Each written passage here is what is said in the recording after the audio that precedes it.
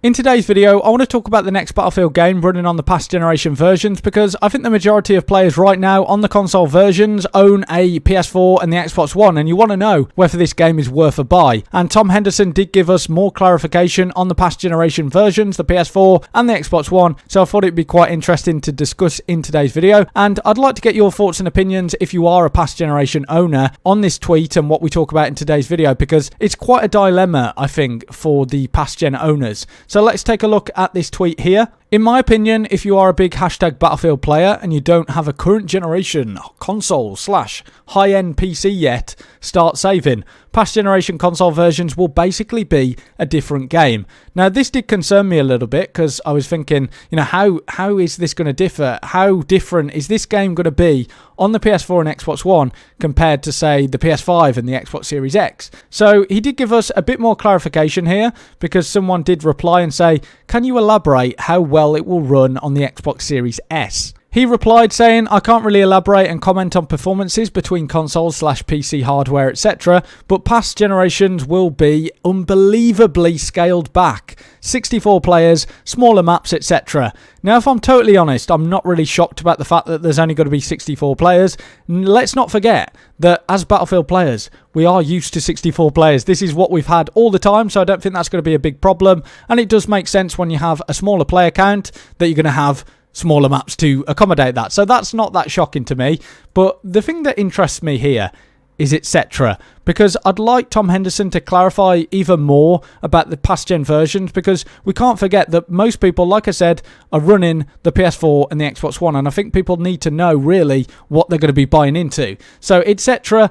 I'm speculating here, but does that mean that we're going to get limited destruction? Does that mean limited weather effects? Does it mean what does it mean? What does this actually mean? I want to know more about it, and I'm interested to see whether they do scale things back, like levolution, destruction, and weather effects, and they've talked about the size of maps here and player count. So it's going to be interesting to see those comparisons between PS4 and PS5.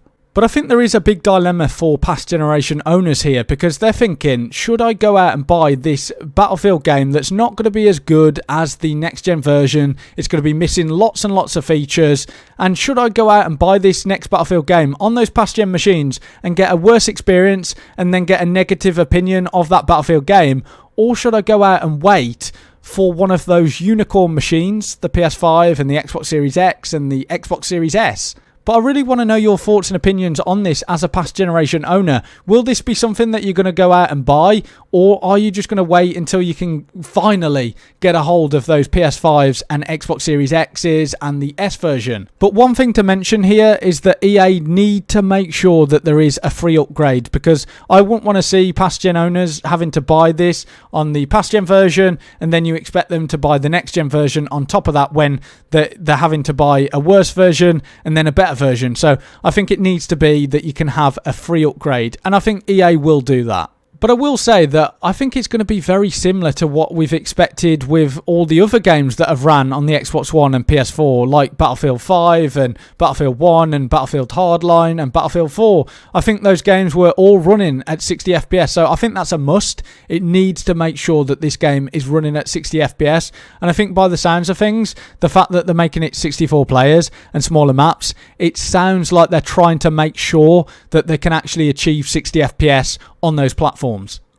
But I'm not sure how much of this is speculation or whether it's news when he says past generation console versions will basically be a different game.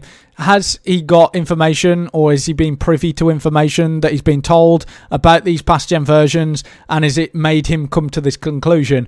I think it's more news. I don't think he's speculating as much as some people are saying in the comments. I think he is. I think he's been given some sort of information about these past gen versions, and it's made him come to this conclusion. So we need to know more about this, I think, as people who own these past-gen machines, they want to know more. But we are going to be getting the reveal soon for the next Battlefield game, so if you want to learn more about this game, drop us a like and subscribe, and make sure you have all bell notifications, because June 9th, that's going to be when you want to mark your calendars. That's going to be a big, big day. So make sure to check back to the channel on June 9th, because I will be covering it. And until next time, have a good one.